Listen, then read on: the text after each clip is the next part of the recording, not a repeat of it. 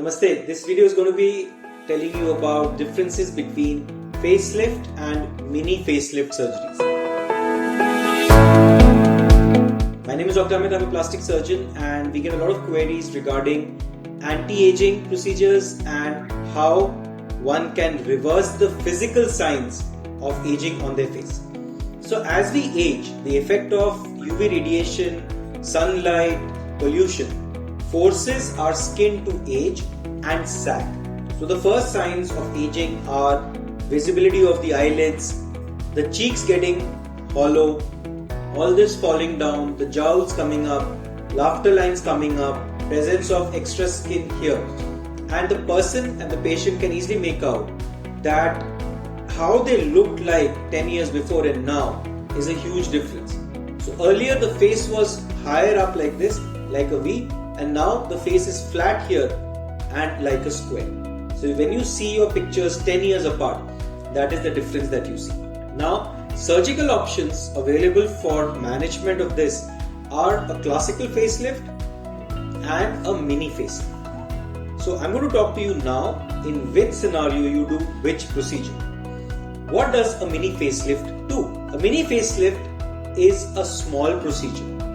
The incision is similar to a complete facelift. It happens from just in front of the ear till about this portion. The difference now is that the dissection, the plain opening, is only till about here and not till here. And the muscles inside are tightened.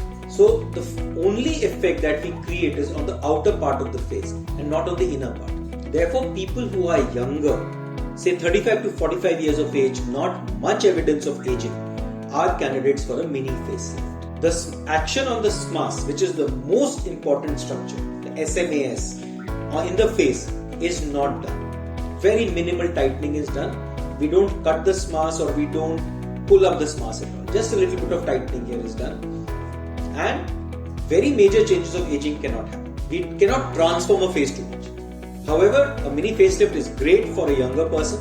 For patients who are heavy smokers, in them we cannot do a large procedure. Patients who are highly diabetic, we cannot do a large procedure. So a mini facelift is pretty good for them. The surgery takes only about an hour, 15 minutes, can be done under local anesthesia, and half an hour after the surgery the patient can go home. Swelling only lasts for about 1 week and you're back to work very fast. Compare this with a classical facelift. A classical facelift is of course an incision given right till here, which has been modified into a vertical short scar facelift, in which the incision is only till here.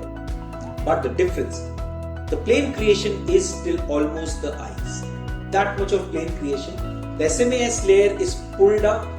We can literally change the patient's face by 15 years. The effects of a facelift will last for 10 to 15 years. Whereas a mini facelift, the results only last for 2 to 3 years. There's a dramatic change in the laughter lines, in the cheek elevation, angle of the mouth, the double chin. A lot of changes happen in a classical facelift.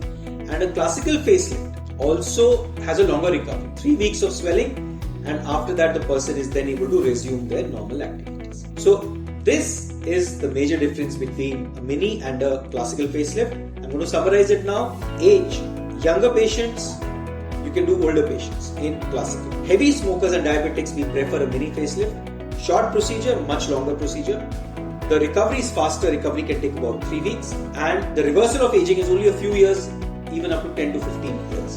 And the results of a classical facelift last much longer. Of course, we can do a lot of other things along with it like Botox or fillers or fat injection or 𝗵𝗵𝗶𝗹 surgeries, eyelid surgeries, which will more enhance the look of the face.